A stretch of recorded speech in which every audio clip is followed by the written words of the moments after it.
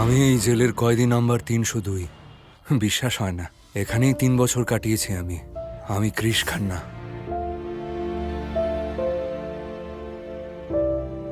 তোর যাওয়ার সময় এসে গেছে খান্না, নিশ্চয়ই খুব খুশি হচ্ছিস তুই। 3 বছর ধরে কোনো অন্যায় না করেই এই জেলে পড়ছিলাম। এখন আর কিছুতেই খুশি হই না জেলে বাবু। থ্যাংক ইউ, আমি এলাম। স্যার স্যার,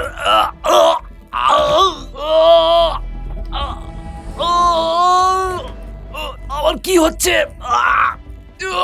তোর শত্রুদের দেওয়া একটা উপহার, একটা ডিভাইস, যেটা চিপ প্রত্যেক সেকেন্ডে তোর ভেতরে বিদ্যুৎ তড়তড় করে দৌড় করাবে।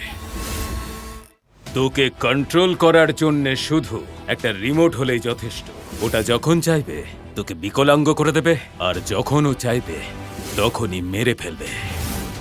তুই এখান থেকে তো মুক্তি পেয়ে যাবি, কিন্তু সারা জীবন স্বাধীন থাকতে পারবি না, বুঝতে পেরেছিস?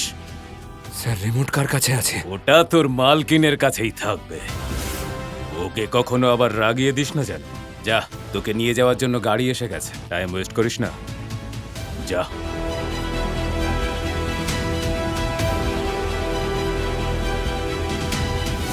ফিরে যা।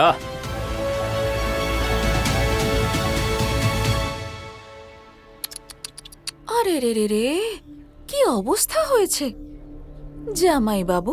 কোজো হয়ে গেছো, দুর্বল হয়ে গেছো, চোখের চারপাশে কালো দাগ। মনে হচ্ছে না যে তুমিই হলে কৃষ খান্না। আমার এই অবস্থার জন্য একমাত্র দায়ী জিন্দাল পরিবার। ছেড়ে দিন। আমার জামা কাপড় হাতে নিলে আপনার এই হাতগুলো নোংরা হয়ে যাবে। আমি আমার নিজের জিনিস নিজেই নিতে পারি, এগুলোও নিয়ে নেব। Thank you ma'am. কি বললে তুমি? আরেকবার বলো। ম্যাডাম? ম্যাডাম কেন বলছো জামাই বাবু? 3 বছর ধরে জেলে থাকার পর উল্টো পাল্টা নাটক করা, টোন কেটে কথা বলা, এইসবই শিখেছো তুমি? কেমন নাটক? আমায় চাকরের মতন ট্রিট করা তো জিন্দাল পরিবারের একটা হবি, অভ্যেস আছে আমার। Shut up! Don't bullshit me. তোমার সঙ্গে যা কিছু হচ্ছে না, এই সব কিছুর জন্য দায়ী তুমি নিজে। তাই আমার সামনে তো এসব নাটক একদম করো না। এই ভিকটিম কার্ড প্লে করা একদম বেকার। আমি বললাম না তোমায় দূরে থাকতে? পাগল হয়ে গেছো? যাও এখান থেকে প্লিজ। এর হিসেব তোমাকে দিতে হবে। কি ভেবেছিলে তুমি তোমার মতো সোকল্ড ভিখারিকে আমি ভালোবাসবো? নেভার। তুমি জানো তুমি আসলে কি? সো কল্ড ঘর জামাই। আর আমি তোমাকে আমাদের কোম্পানির 30% শেয়ার কখনোই নিতে দেব না, নেভার। তার জন্য আমাকে যা কিছুই করতে হোক করব, যা কিছু মানে যা কিছু। আচ্ছা, এমন কি করবে তুমি? দেখতে চাও?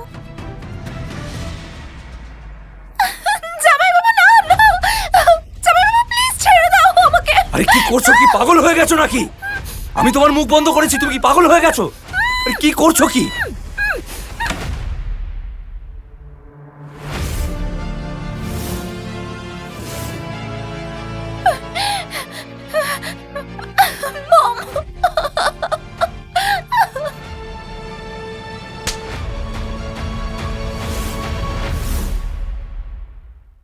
প্লিজ আমার কথাটা বিশ্বাস করুন, আমি কিচ্ছু করিনি।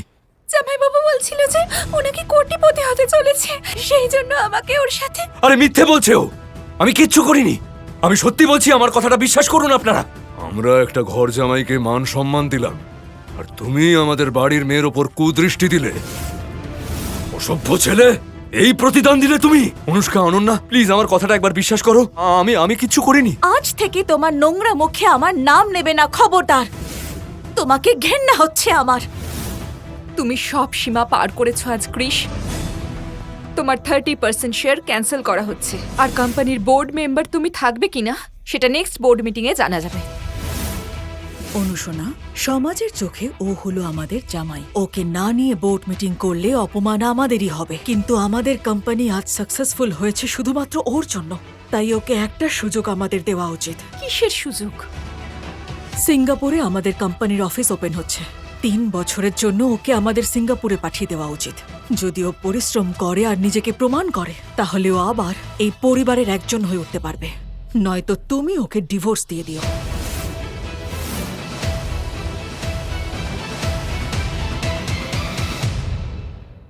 তুমি যেমন বলবে মম। অনুষ্কা, আমার কথাটা বিশ্বাস করো। হ্যাঁ, আমি কিচ্ছু করিনি, আমি সত্যি বলছি। Please please Anushka.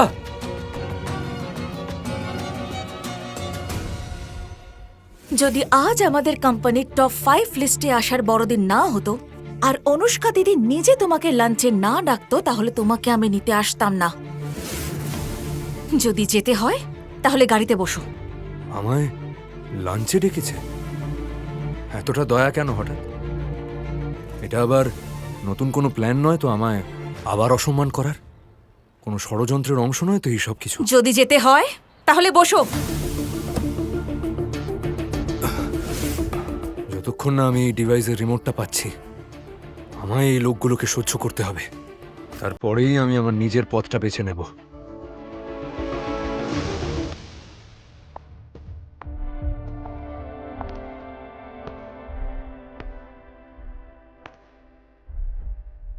আরে ক্রিশ, কত রোগা হয়ে গেছো তুমি। তোমার ট্রিপ কেমন ছিল বাবা?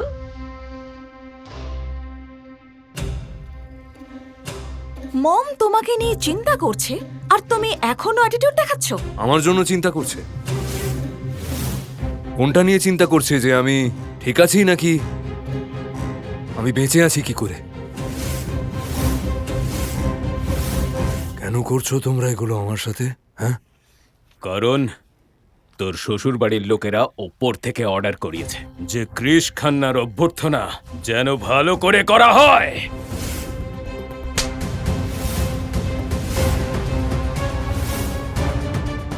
ও কি জানতে পেরে গেছে মিথ্যে কেস বানিয়ে ওকে আমরাই জেলে পাঠিয়েছিলাম? জামাইবাবু, এ তুমি কেমন কথা বলছো? আমরা সবাই তোমার আপনজন, তোমাকে নিয়ে এরকম কি করে ভাববো আমরা? আরে ইনফ্যাক্ট আমরা তো 3 বছর ধরে অপেক্ষা করছি তোমার ফিরে আসার। এর ডেড বডির। ঠিকই বলেছো। আমিও জেলে থেকে অনেক কিছু শিখেছি, যে কোনটা ঠিক আর কোনটা ভুল। ওই দিন যখন অনুষ্কা কোম্পানির 30% শেয়ারস আমার নামে করার কথা বলেছিল, তারপরেই তো হঠাৎ আমি জেলে গেলাম। আমি ঠিক বলছি তো? কি ভেবেছিলেন আপনারা যে আমি এই কথাটা কোনোদিনও জানতে পারবো না? বাজে কথা বলা বন্ধ করো। আমরা তোমার বয়োজ্যেষ্ঠ, তুমি আমাদের নামে এই অভিযোগ কি করে করতে পারো? বয়োজ্যেষ্ঠ হওয়ার সম্মান আপনি আগেই হারিয়েছেন শ্বশুর মশাই। আর আপনাদের সবার আমার জন্য বিপদ হতে পারত। আপনারা জানতেন যে যদি আমি এই বাড়িতে থাকি তাহলে আপনারা কিচ্ছু পাবেন না, আর তাই আপনারা সকলে মিলে আমায় জেলে পাঠিয়েছেন। আর এটাই সত্যি।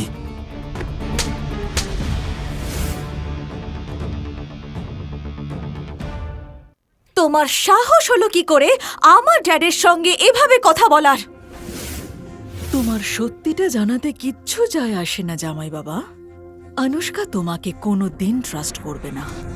আরে অনন্যা, জামাই বাবুর সঙ্গে কি এভাবে কথা বলে? চলো ক্ষমা চাও। ক্ষমা? মাই ফুট, ওই থাপ্পড়ের যোগ্য। ডোন্ট বি সো রুড দিদি। আরে জামাইবাবু কত বছর জেলে কাটিয়ে এসেছে, কত কি সহ্য করেছে বলো তো।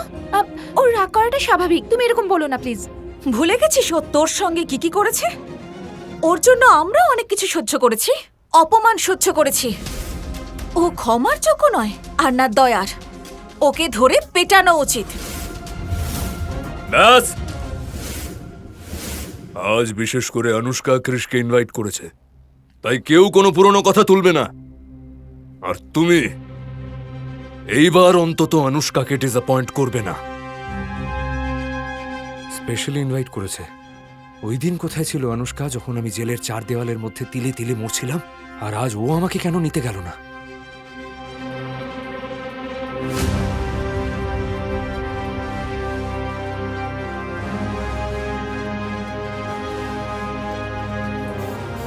না না জামাইবাবু, ব্যাপারটা হলো আসলে বাড়িতে না কে জানে হঠাৎ করে প্রচুর পরিমাণে নেগেটিভিটি ঢুকে গেছে, সেটাই আমি স্যানিটাইজার দিয়ে ক্লিন করছিলাম।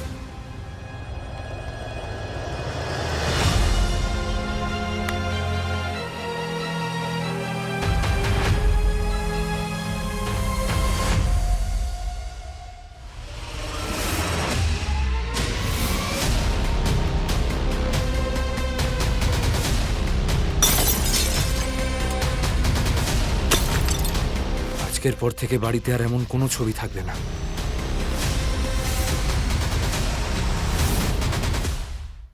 তোমরা সবাই রেডি তো? তুমি টেনশন নিও না মম। এই ক্রিস হয়তো জেল থেকে ফিরে এসেছে, কিন্তু ওকে প্রপার্টির অংশ আমি কোনোদিনই নিতে দেবো না। আর এবার ওকে জেলে নয়, অন্য পৃথিবীতেই পাঠিয়ে দেবো।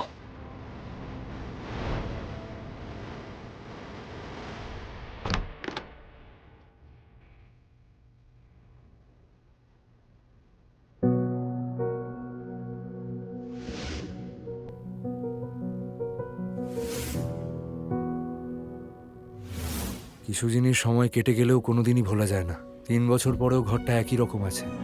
এত কিছু হওয়ার পরেও তোমার কথা মনে পড়ে আনুষ্কা।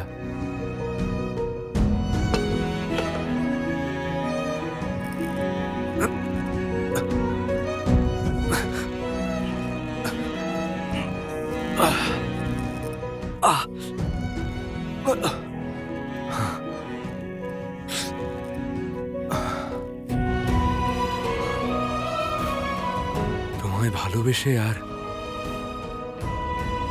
তোমায় বিয়ে করে আমি সব থেকে বড় ভুল করেছি আনুষ্কা। যদি তুমি আমায় সত্যিই ভালোবেসে থাকতে আনুষ্কা, তাহলে তুমি আমায় এতটা কষ্ট কিছুতেই পেতে দিতে না, কখনো পেতে দিতে না।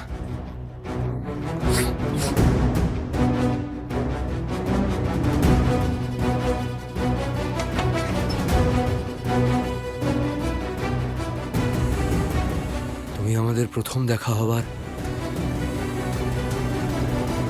জামা কাপড়গুলো এখনো যত্ন করে রেখেছো, কিন্তু তোমার জীবন থেকে আমায় বার করে দূরে ছুঁড়ে ফেলে দিয়েছো তুমি। সবকিছুর উত্তর তোমায় দিতে হবে আনুষ্কা, উত্তর দিতে হবে।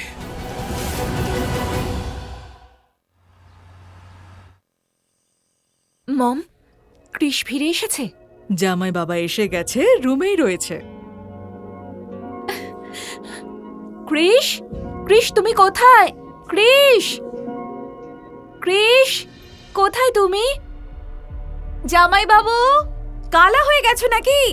শুনতে পাচ্ছ না? অনুষ্কা দিদি চলে এসেছে। যদি আজ আবার তুমি অনুষ্কা দিদিকে অপমান করো, তাহলে তোমাকে ছাড়বো না আমি। চলে এসো নিচে। এসে গেছে।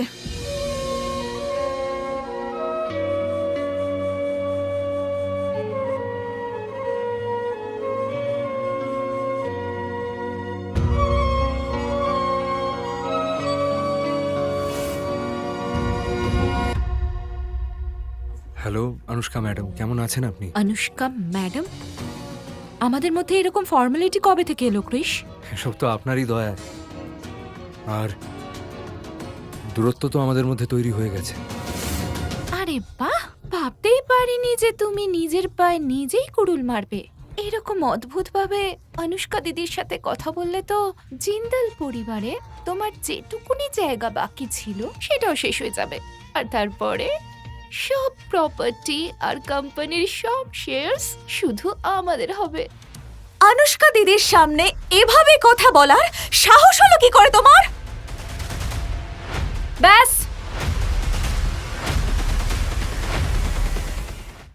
ব্যাস, অনেক হয়েছে। দিদি, এই অসভ্য লোকটার জন্য অপেক্ষা করে তুমি 3 বছর কাটিয়ে দিলে, আর এ এখন তোমার সঙ্গে এত অসভ্যতাম করছে, এটা আমি সহ্য করব না। ব্যাস, অনেক হয়েছে, বললাম তো।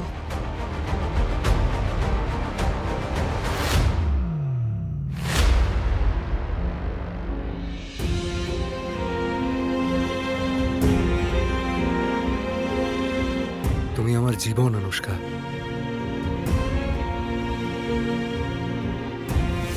বললাম তো চুপ করতে। আমি ফ্রেশ হয়ে আসছি, তারপর সবাই খাবো, খিদে পেয়েছে।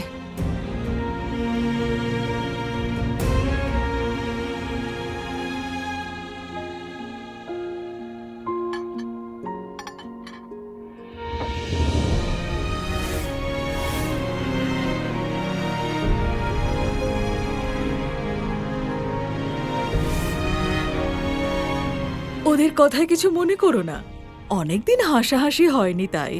যাকে খাওয়ার পরে ফ্রুটস অবশ্যই খেও। এই দাঁড়াও দাঁড়াও দাঁড়াও দাঁড়াও, তুমি জানো না নাকি কুকুরের পেটে ঘি হজম হয় না? আরে কৃষ বাবা, ভালো করে খাও। এত সব তোমার জন্যই তো আয়োজন করেছি। কত রোগা হয়ে গেছো। অ্যাকচুয়ালি ভুলটা আমারই খেয়াল রাখা উচিত ছিল। কিন্তু এখন ভালো করে খাও, পরে ফ্রুটসও খেও। মম, সব দায় নিজের ঘাড়ে নেওয়া বন্ধ করো। তোমার কোনো ভুল ছিল না, দোষ তো জামাইবাবু করেছে। যদি জামাইবাবু সেই কাণ্ডটা না ঘটাতো। আমি আগেই বলেছিলাম যে আজ জিন্দাল পরিবারের জন্য একটা বিশেষ দিন।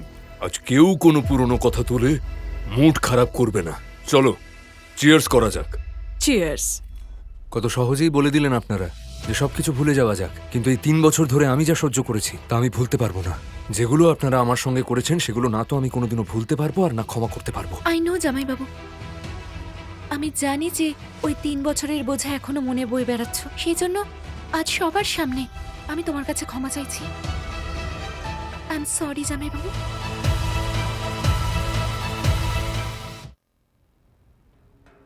ও জামাইবাবু, আসলে কেসটা হলো এই যে বোতলটা দেখছো না, এটার দাম 3 কোটি।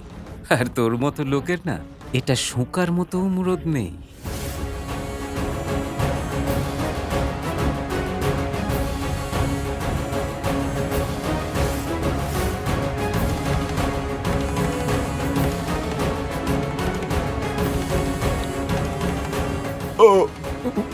নে তোর 3 কোটির ঢেকুর।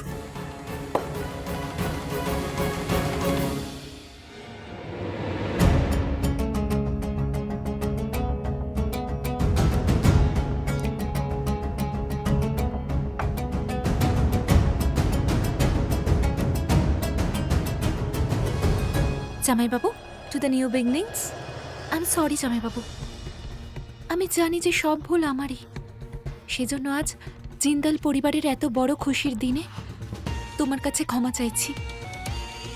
আই এম রিয়েলি সরি জামাইবাবু। অনুষ্কা দিদি অলরেডি খুব চিন্তায় রয়েছে। আমরা আর ওকে চিন্তায় ফেলতে চাই না, রাইট? প্লিজ।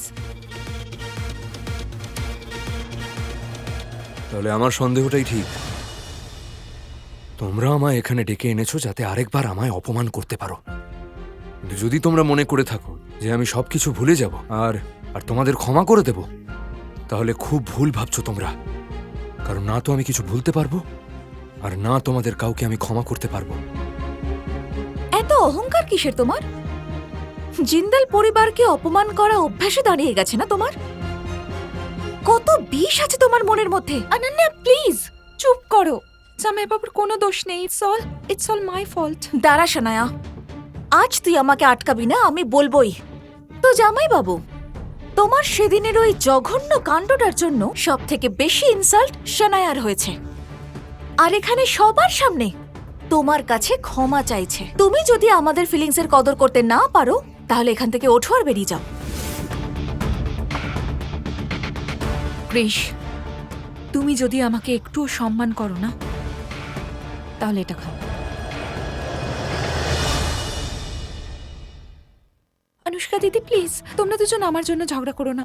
ইটস ওকে যদি জামাইবাবু আমার হাত থেকে ড্রিঙ্ক না খেতে চায়। আফটার অল ভুলটা তো আমারই।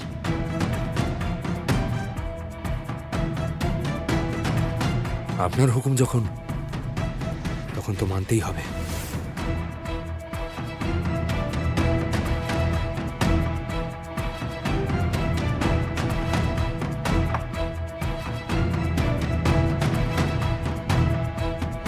এবার আপনি খুশি ম্যাডাম? ওয়াইনটা খেয়ে তো তুমি আমাদের প্ল্যানটা আর সলিড করে দিয়েছো। তুমি আবার একবার আমাদের জালে ফেঁসে গেছো। And now you are finished. যাক, জামাই বাবা ড্রিঙ্ক করে নিল, কথা শেষ। আরে ফ্যামিলির মধ্যে এইসব ছোটখাটো বিষয় হতেই থাকে, সব ভুলে গেলেই বেটার।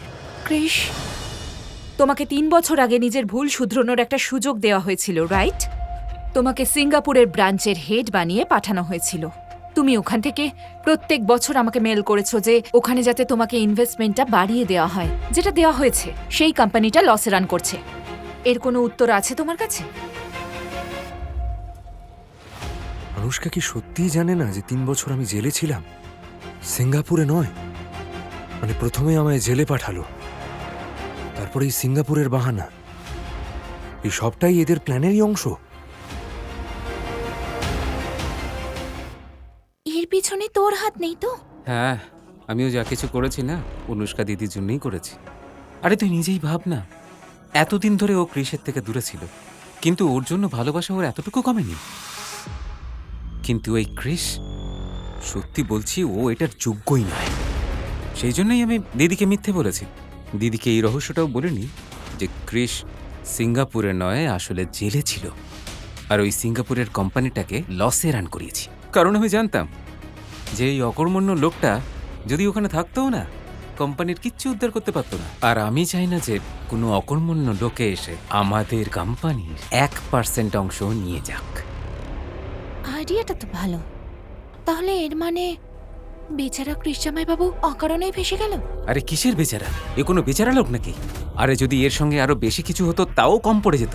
দেখ ভাই, আমি যা কিছু করেছি সেটা কিন্তু আমার পরিবারের জন্যই করেছি, আর এমনিতেও অনুষ্কা দিদির জন্য আমি যা খুশি তাই করতে পারি। আমিও অনেকগুলো প্রশ্নের উত্তর চাই অনুষ্কা। তুমি কি সত্যিই জানো না যে বিগত 3 বছর ধরে আমি সিঙ্গাপুরে নয়, জেলে ছিলাম? জেলে? আমরা তো স্বামী স্ত্রী, তাই না? সুখ দুঃখের সঙ্গী। তারপরেও তুমি কিছুই জানো না? বলো না অনুষ্কা, এই সব কিছু জানার পরেও তুমি এমনটা আমার সঙ্গে করলে কেন? আমি ওখানে নিঃশ্বাস নেওয়ার জন্য তড়পাচ্ছিলাম, আর তুমি এখানে সিঙ্গাপুরের কোম্পানির লাভের হিসেব করছিলে। এটা বাদ দিয়ে আর কিচ্ছু নয়। তো তুমি জেলে ছিলে? আরে ফালতু কথা বন্ধ করে যাই বাবু। আরে আমরা তোমাকে তোমার ভুল শুধরানোর অনেক সুযোগ দিয়েছি, আর উল্টে তুমি আমাদের উপরেই দোষ দিচ্ছ। আরে লজ্জা বলে কোনো জিনিস নেই নাকি তোমার? তার মানে এখন তুমি এটাও বলবে যে সিঙ্গাপুর থেকে তুমি যে মেলগুলো পাঠাচ্ছিলে দিদির নামে, সেটাও আমি পাঠাচ্ছিলাম? ওই মেলগুলো কেন পাঠানো হচ্ছিল সেটা তুমি আর তোমার এই পরিবার সবাই খুব ভালো করে জানে। থামো তুমি জামাইবাবু, জেলে যাওয়ার কথাই বলো বা অভিযোগের লিস্টই বলো, তুমি কোম্পানি ট্যাকেল করতে না পারার অজুহাত খুঁজছো, এক্স্যাক্টলি। আর আমার দিদিকে ইমোশনালি ব্ল্যাকমেল করছো। সত্যি একটু লজ্জা নেই না তোমার? ছেড়ে দাও না অনন্যা। কি করে ছাড়বো আমি মম? তুমি দেখতে পাচ্ছ না জামাইবাবু অনুষ্কা দিদিকে কিভাবে ব্ল্যাকমেল করছে? এখন স্বামী স্ত্রী সম্পর্ক মনে পড়েছে ওর। ওর আমাদের বা অনুষ্কা দিদি কাউকে নিয়েই কোনো মাথা ব্যথা নেই। জামাই বাবা, তুমি প্লিজ অনন্যার কথায় কিছু মনে করো না। আসলে ও না ওর দিদিকে ভীষণ ভালোবাসে, আর তুমি তো জানোই যে এত বড় লস হয়েছে। তবে তোমার আচরণও কিন্তু ঠিক নয়। ভুল তো তুমিও করেছো, তাই সেই ভুলের জন্য তোমার ক্ষমা চাওয়া উচিত। ঠিকই বলছেন আপনি, সব ভুল তো আমারই। আমি ভেবেছিলাম আমার জীবনের সবচেয়ে বড় অ্যাচিভমেন্ট অনুষ্কাকে বিয়ে করা, কিন্তু এবার বুঝতে পেরেছি যে এটা একটা স্বপ্ন ছিল মাত্র। আর তার চেয়েও বড় ভুল এটাই হয়েছে যে সেই স্বপ্নটাকেই আমি সত্যি মনে করেছি। এটাই আমার ভুল ছিল। তুমি কি সারা জীবন ধরে এভাবে ভুলই করে যাবে? অনুষ্কা, এই 3 বছরে না আমি অনেক কিছু হারিয়েছি, তোমার ভালোবাসাও হারিয়েছি। তাহলে ভুল কোথায় করলাম?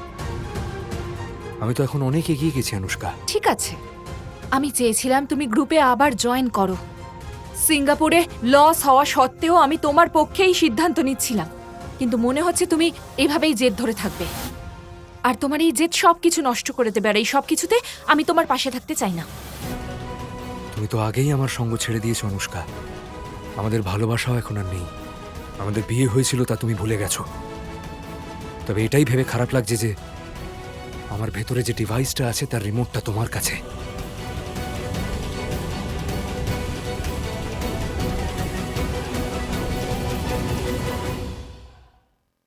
অনুষ্কা সোনা, নিজেদের মধ্যে ভালোভাবে কথা বলে মিটিয়ে নাও। তোমরা হলে স্বামী স্ত্রী, আর স্বামী স্ত্রীর মধ্যে এইসব তো চলতেই থাকে, তাই না? না মম, আমি ক্রিশকে অনেক ভরসা করেছিলাম, অনেক ভালোবেসেছি, 3 বছর দিয়েছিলাম শুধরানোর জন্য। আর পারবো না। থ্যাংক ইউ অনুষ্কা ম্যাডাম, আপনি আমাকে সুযোগ দিয়েছেন, আমায় ভরসা করেছেন, কিন্তু হয়তো আমি আপনার ভরসার যোগ্য ছিলাম না। আমি ফেলিয়ার হয়েছি। না তো আমি আপনার যোগ্য ছিলাম, আর না আপনার কোম্পানি সামলানোর যোগ্য। I am a failure. Thank you সুযোগ দেওয়ার জন্য। ক্রিশ, এখানেও তুমি আমাকেই দোষী করছো। কি বলতে চাইছো তুমি?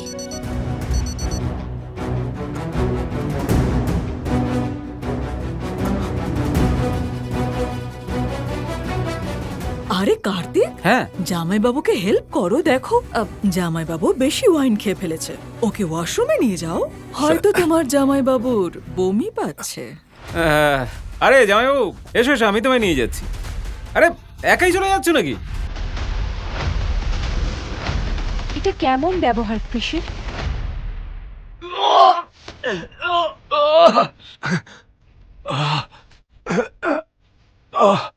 কি হলো হঠাৎ আমার? হঠাৎ ব্যথা কেন হচ্ছে?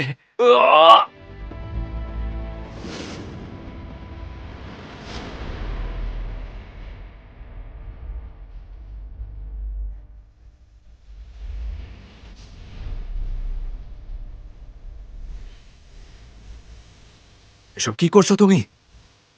এ কি অসভ্যতা? ও জামাইবাবু, তুমি 3 বছর ধরে জেলে ছিলে, আর সেখানে শুধু ছেলেরাই ছিল। আর দিদির থেকে কতটা দূরত্ব তোমার, কোনো মেয়েকে কাছে পাওনি তাই না? তোমার কি মাথা খারাপ হয়ে গেছে? কি করছো তুমি? পাগল হয়ে গেছো নাকি? আমার ব্যথাটা কেন কমছে না? ড্রিঙ্কের কারণে আবার? ওহো জামাইবাবু, কত দেরিতে বুঝলে তুমি। অ্যাকচুয়ালি কার্তিক না ওই ড্রিঙ্কে এমন ড্রাগ মিশিয়েছিল যাতে তোমার নিজের ওপর কন্ট্রোলই না থাকে। আর তারপর সেটাই হবে যেটা আমি চাইবো।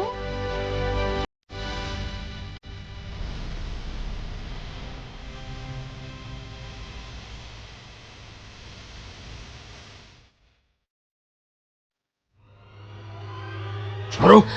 কি চাও কি তোমরা? প্রথমে তোমরা সবাই মিলে আমায় তোমাদের কোম্পানি থেকে বার করে দিলে। 3 বছর আমায় জেলে রাখলে তোমরা। আমায় তোমরা চুরির অপবাদ দিলে। আর এখন আবার এই ড্রিঙ্ক খাইয়ে আমায় কষ্ট দিচ্ছ।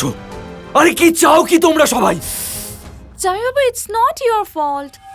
জানো, অনুষ্কা দিদির মতে আমাদের কোম্পানির ওয়ান অফ দ্য ফাউন্ডার তুমি তো। সো আমাদের কোম্পানি এখন টপ 5-এ পৌঁছে গেছে। প্রফিটই প্রফিট, আরো কোটি টাকার প্রফিট।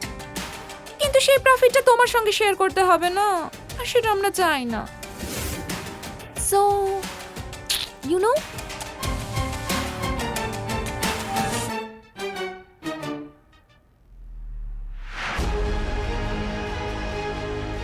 অনুষ্কা, আমি তোমার জন্য সবকিছু বলিদান দিয়েছি।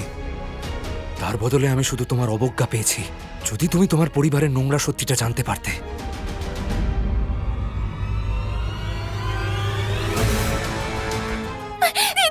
দিদি হেল্প মি। জামাইবাবু, জামাইবাবু প্লিজ এরকম করো না। জামাইবাবু প্লিজ ছেড়ে দাও। দিদি, দিদি প্লিজ বাঁচাও। দিদি। ক্রিশ, এটা কি করছো তুমি? Leave me. মম।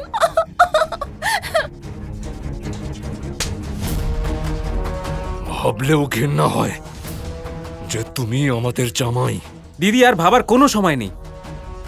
এই লোকটাকে আমি ফাজলামি করেও জামাইবাবু ডাকতে পারবো না। তুমি এক্ষুনি এই মুহূর্তে ওর থেকে ডিভোর্স নাও। তুমি দেখতে পাচ্ছ না সানায়ার কি অবস্থা হয়েছে? হ্যাঁ দিদি, ওর আসল রূপটা এবার অন্তত দেখো।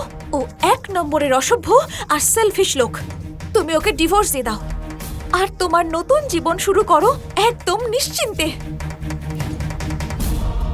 তবে এটাই তোমাদের সকলের প্ল্যান, আমায় অনুষ্কার জীবন থেকে ছুঁড়ে ফেলে দেওয়া।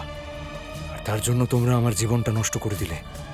যদি অনুষ্কাও এমনটাই চায় তবে ঠিক আছে, আমি এখান থেকে সারা জীবনের জন্য চলে যাব।